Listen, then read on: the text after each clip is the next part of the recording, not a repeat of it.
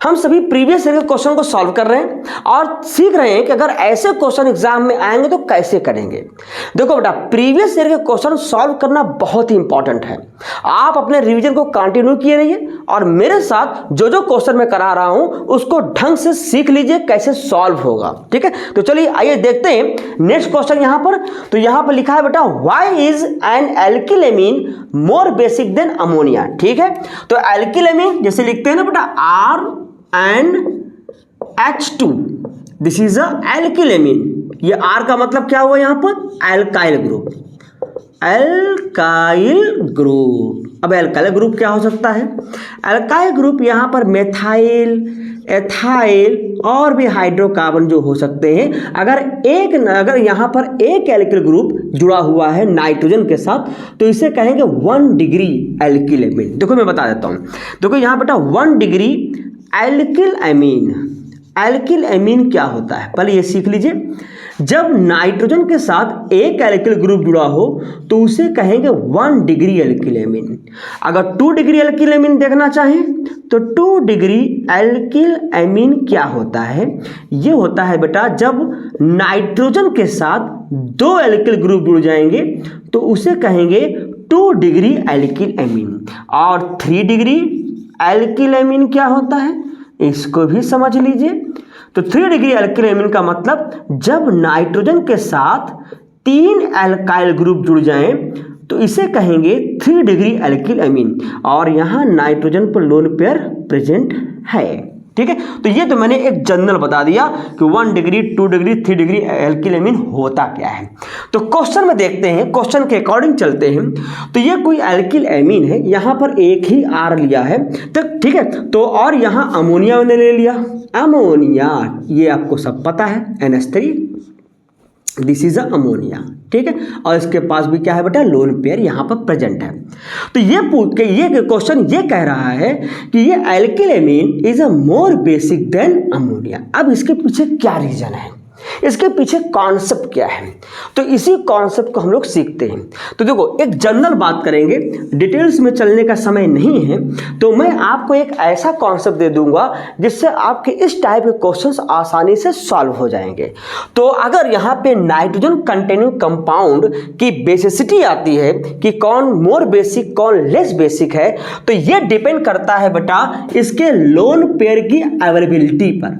यानी कि lone pair जितना ज्यादा ये देगा किसी एसिड को तो उतनी ही ज्यादा इसकी क्या होगी, बेसिसिटी होगी।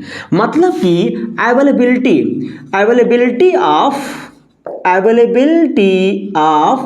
लोन पेयर ऑन नाइट्रोजन बढ़ा देंगे तो इसकी बेसिसिटी क्या होगी बेटा, बढ़ जाएगी। अच्छा ये तो हो गया। अच्छा बेसिसिटी बढ़ाने के लिए क्या लगाते हैं यहाँ पे, देखो 3 फैक्टर होते हैं इसकी बेसिसिटी को एक्सप्लेन करने के लिए होता है बेटा। एक होता है इंडक्टिव इफेक्ट, दूसरा होता है सॉल्वेशन इफेक्ट, और यहां पर स्टेरिक हिंड्रेंस। तो इन्हीं तीनों को हम लोग यहां पर समझेंगे ऐसे क्वेश्चन के अकॉर्डिंग। तो यहां पर जो हम इसको सॉल्व करेंगे, इसको समझने के लिए हम यहां इंडक्टिव इफेक्ट से समझेंगे। इसकी अवेलेबिलिटी को यहां पर क्या करेंगे, लोन पेयर की अवेलेबिलिटी को बढ़ाएंगे। अगर इंडक्टिव इफेक्ट अगर हम देखें, इस इफेक्ट को देखें तो ये 2 होते हैं। एक होता है बेटा प्लस आई इफेक्ट और दूसरा होता है माइनस आई इफेक्ट। मैं यहां लिख दे रहा हूं माइनस आई इफेक्ट, बहुत ध्यान समझना बेटा।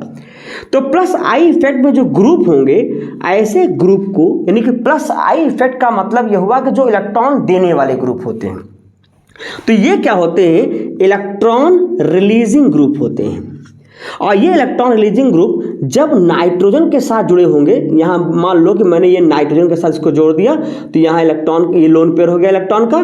ठीक है, बाकी वैलेंसी के सेटिस्फाइड है। अगर ये इलेक्ट्रॉन रिलीजिंग ग्रुप होंगे बेटा तो ये इलेक्ट्रॉन रिलीज करेंगे, नाइट्रोजन की तरफ इलेक्ट्रॉन रिलीज करेंगे, तो इस लोन पेयर के निकलने का मतलब इस लोन पेयर को देने की टेंडेंसी क्या होगी, ज़्यादा होगी। यानी कि लोन पेयर मोर अवेलेबल होगा किसके लिए, किसी एसिड के लिए, तो इसकी बेसिसिटी बढ़ जाएगी। ठीक है, अब देखो अगर माइनस आई इफेक्ट है तो माइनस आई इफेक्ट को कहते हैं बेटा electron with driving group, electron with driving group. ठीक है, जैसे NO2 हो गया, साइनाइड हो गया, आपके कार्बन ग्रुप हो गए, ये सब इलेक्ट्रॉन खींचने वाले ग्रुप होते हैं। और ऐसे ग्रुप जब नाइट्रोजन के साथ जुड़ेंगे तो ये लोन पेयर के इलेक्ट्रॉन को खींचेंगे, अपनी ओर खींच लेंगे, तो इसकी अवेलेबिलिटी डिक्रीज करेगी, इलेक्ट्रॉन देने की यानी लोन पेयर देने की टेंडेंसी डिक्रीज करेगी। तो जाहिर सी बात इसकी बेसिसिटी क्या करेगा बेटा, ये डिक्रीज कर देगा। भाई जब लोन पेयर देगा ही नहीं तो बेसिसिटी डिक्रीज हो जाएगी। तो इस इंडक्टिव इफेक्ट के थ्रू हम इस क्वेश्चन को सॉल्व कर सकते हैं। देखो बेटा एल्किल ग्रुप का जो नेचर होता है वो होता है प्लस आई इफेक्ट का। कैसा होता है, प्लस आई इफेक्ट। और प्लस आई इफेक्ट कैसे होते हैं, इलेक्ट्रॉन रिलीजिंग ग्रुप होते हैं। इसका मतलब ये एल्काइल ग्रुप इस नाइट्रोजन को इलेक्ट्रॉन देगा, नाइट्रोजन को इलेक्ट्रॉन देंगे, इसकी अवेलेबिलिटी को बढ़ा देंगे, तो ये H+ इस लोन पेयर को लपकेगा, बड़ी तेजी के साथ इसको लपकेगा। तो यानी कि इन कंपेरिजन टू अमोनिया, क्योंकि अमोनिया में ये हाइड्रोजन जो होते हैं इसकी इंडक्टिव इफेक्ट नहीं है, इलेक्ट्रॉन देने की टेंडेंसी यहाँ पे कम होगी, बहुत कम, यानी मतलब नथिंग के बराबर है, यानी कि एक छोटा मोटा हाइड्रोजन क्या कर पाएगा। तो इसलिए इस H+ को अगर इलेक्ट्रॉन देना है, लोन पे इलेक्ट्रॉन देना है, तो मोर कौन देगा, एल्किल एमीन। क्यों देगा, क्योंकि यहाँ पर क्या है, प्लस आई इफेक्ट है। कौन सा इफेक्ट है बेटा, प्लस आई इफेक्ट। ये प्लस आई इफेक्ट वाले ग्रुप जुड़े हुए हैं, तो प्लस आई ग्रुप की वजह से नाइट्रोजन के इलेक्ट्रॉन देने की अवेलेबिलिटी क्या होगी, बढ़ जाएगी, जिस वजह से ये मोर क्या हो जाएगा, बेसिक हो जाएगा। ठीक है, आई होप आपको समझ में आ गया। नेक्स्ट क्वेश्चन देखते हैं, यहां लिखा हुआ है arrange the following compounds in an increasing order of basic strength in their aqueous solution. तो यहां पे कंपाउंड लिखा है बेटा अमोनिया NH3, ओके, और यहां पे लिखा है बेटा मेथाइलेमीन CH3NH2, देन डाईमेथाइलेमीन CH3 का whole twice NH, and triethylamine CH3 का होल थ्राइस एंड N। तो ये बेटा तो अमोनिया हो गया, इसका स्ट्रक्चर तो आप बना ही सकते हो, जग जाहिर है। ठीक है, यहाँ पे ऐसे बना दिया मैंने, ये पिरामिडल होता है तो मैंने ऐसे बना दिया। ठीक है, तो यहाँ पर हो गया अमोनिया। ये क्या है, मेथाइलेमीन, एक हाइड्रोजन को मेथाइल ग्रुप से क्या किया, सब्स्टिट्यूट किया, तो ये बन जाएगा 1 डिग्री एल्किलेमीन, मतलब मेथाइलेमीन। डाईमेथाइल यहाँ पर 2 है, एक नाइट्रोजन के साथ 2 मेथाइल ग्रुप जुड़े हुए हैं ये। ठीक है, तो ये हो गया बेटा 2 डिग्री एल्किलेमीन। और ट्राई मेथाइल में एक नाइट्रोजन के साथ 3 मेथाइल ग्रुप जुड़े हुए हैं, तो ये बन जाएगा आपका क्या 3 डिग्री एल्किलेमीन। ठीक है, तो ये हो जाएगा 1 डिग्री, ये हो जाएगा 2 डिग्री, और ये हो जाएगा 3 डिग्री, और ये है सिंपल सा अमोनिया। ठीक है, अब यहाँ पर मीडियम दिया हुआ है एक्वस मीडियम। अब एक्वस मीडियम में बेटा देखो, अभी मैंने आपको समझाया इंडक्टिव इफेक्ट के अकॉर्डिंग उसकी बेसिसिटी। तो मैंने कहा कि अगर नाइट्रोजन के साथ प्लस आई ग्रुप अगर जुड़े हुए हैं, यानी प्लस आई इफेक्ट वाले ग्रुप जुड़े हुए हैं, तो वो बेसिसिटी को बढ़ा देंगे, बेसिसिटी को क्या करेंगे, बढ़ाएंगे। क्यों, क्योंकि इलेक्ट्रॉन की अवेलेबिलिटी बढ़ा देंगे, लोन पे इलेक्ट्रॉन की अवेलेबिलिटी बढ़ा देंगे, ये ज़्यादा इलेक्ट्रॉन देंगे, यहाँ पर ज़्यादा देंगे तो लोन पे निकलने के चांसेस क्या होंगे, ज़्यादा हो जाएंगे। और अगर माइनस आई ग्रुप अगर जुड़ा होगा तो उस केस में बेसिसिटी क्या करेंगे, डिक्रीज कर देंगे। ठीक है, तो अब चूंकि ये क्वेश्चन पूछा है एक्वस मीडियम, मतलब तो कि क्या है, एक्वस मीडियम यानी किसी सॉल्वेंट में है, तो यहां पर बेटा एक इफेक्ट और लगेगा, सॉल्वेशन इफेक्ट। लेकिन सॉल्वेशन इफेक्ट ओनली इसकी बेसिसिटी को एक्सप्लेन नहीं कर पाएगा। सॉल्वेशन कहता क्या है, सॉल्वेशन का मतलब क्या होता है, किसी कंपाउंड का सॉल्वेंट के साथ इंटरेक्ट होना, उसमें डिसॉल्व होना, जैसे वाटर भी एक सॉल्वेंट की तरह होता है।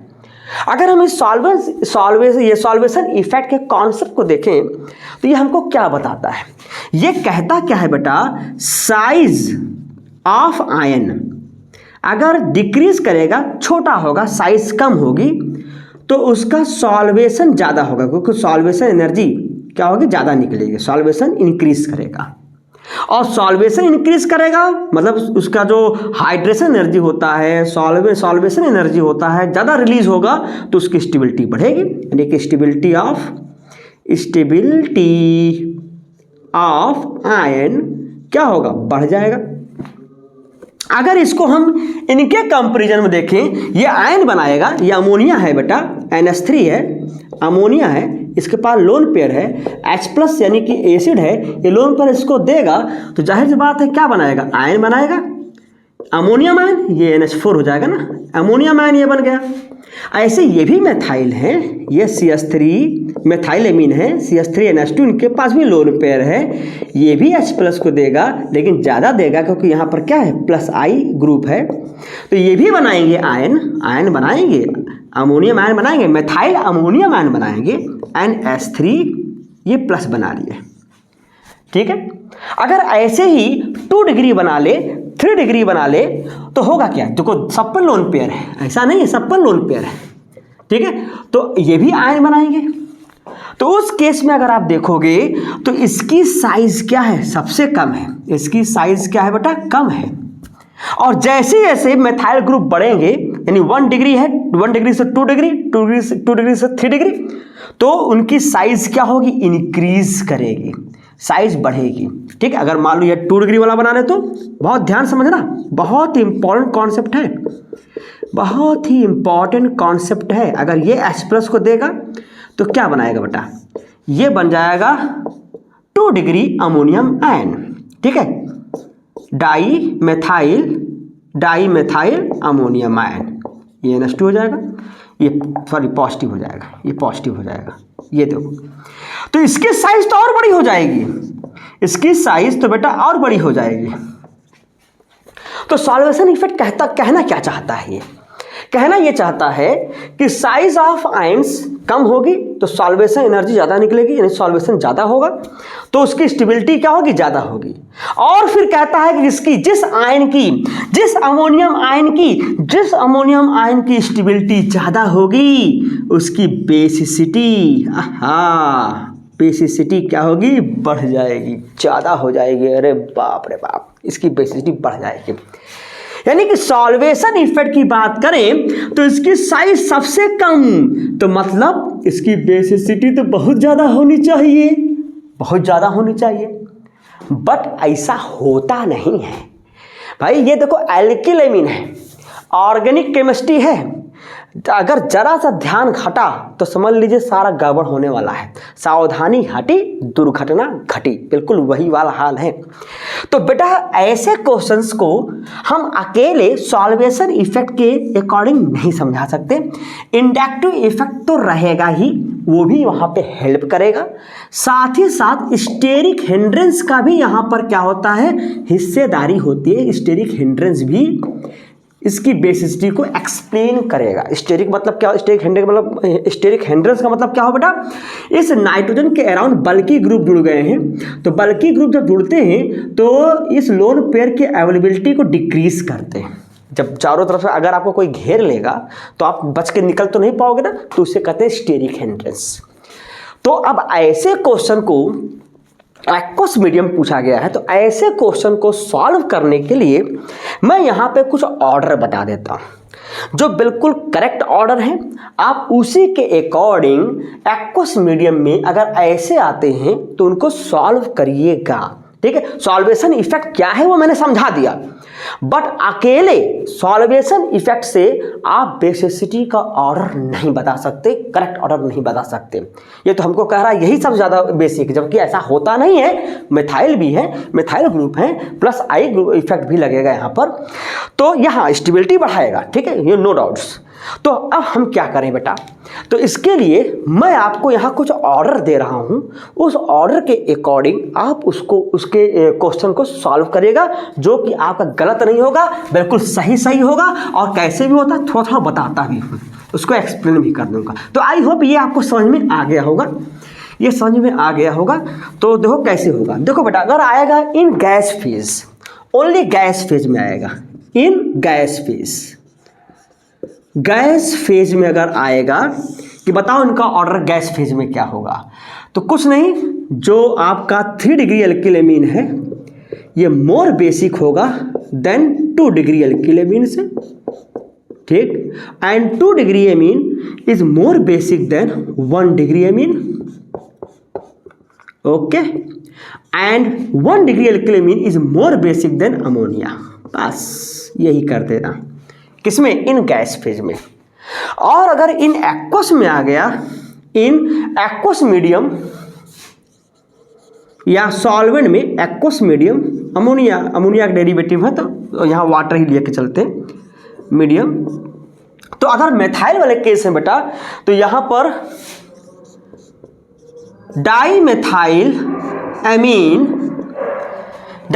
Amine is more basic than methyl amine CH3 NH2, ठीक है, NH2 यहाँ लोन पे बना दीजिए। और ये जो मोर, ये डॉग भी जो है ना गली में जो है बहुत शोर करते हैं, ठीक है, कोई दिक्कत नहीं। चलो देखो यहाँ पर, तो अब ये methyl amine is more basic than trimethyl amine CH3 का whole thrice and is more basic than NH3, ठीक, it is a correct answer.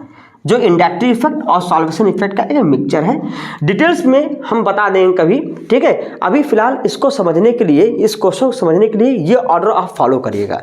ये बड़े बड़े हैं, बहुत सारे फैक्टर लगते हैं, ठीक है। थोड़ा आप ये 12th लेवल में आपको इतना ही समझिए, ठीक है। फिर भी मैंने आपको बहुत सारी चीज़ें एक्सप्लेन कर दिया है।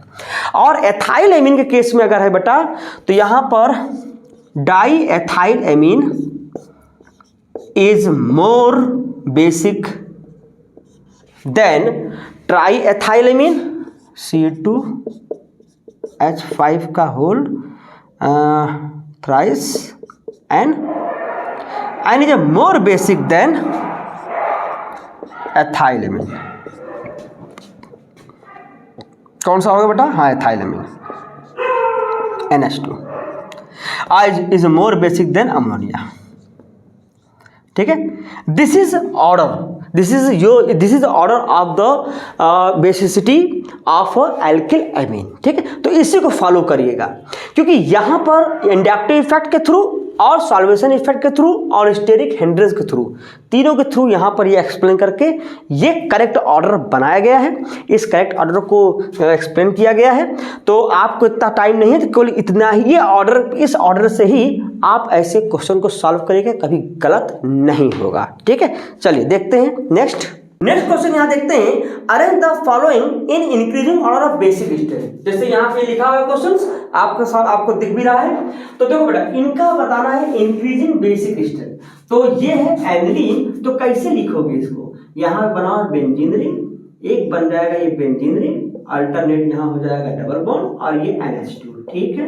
ये है एनिलीन, ठीक है, एक 1 डिग्री एमीन ही है। यहाँ देखो, यहाँ पर भी C6H5 है, ये फिनाइल ग्रुप इस तरीके से, और यहाँ पर है NH और क्या लगा है बेटा CH3, ठीक, यहाँ पर भी लोन पेयर है। यहाँ पर अगर आप देखो तो यहाँ पर भी C6H5 है और यहाँ पर है CH2 एंड देन नाइट्रोजन, ठीक है। ये 1 डिग्री है, ये भी 1 डिग्री है, लेकिन ये 2 डिग्री है, ठीक है। अब यहाँ पर बताना है इंक्रीजिंग ऑर्डर ऑफ बेसिसिटी, ठीक है, बहुत इजी है। तो मैंने आपको सिखाया कि availability of lone pair on nitrogen अगर बढ़ा दीजिए तो उसकी बेसिसिटी क्या होगी बेटा, बढ़ जाएगी, बेसिसिटी बढ़ जाएगी। ये जो फिनाइल ग्रुप होते हैं, C6H5, ये ग्रुप होते हैं, ये होते हैं माइनस आई इफेक्ट वाले। कैसे होते हैं, माइनस आई इफेक्ट। और यहां पर रेजोनेंस भी होता है, रेजोनेंस के थ्रू इसका लोन पेयर, देखो बहुत आसान से समझ सकते हो।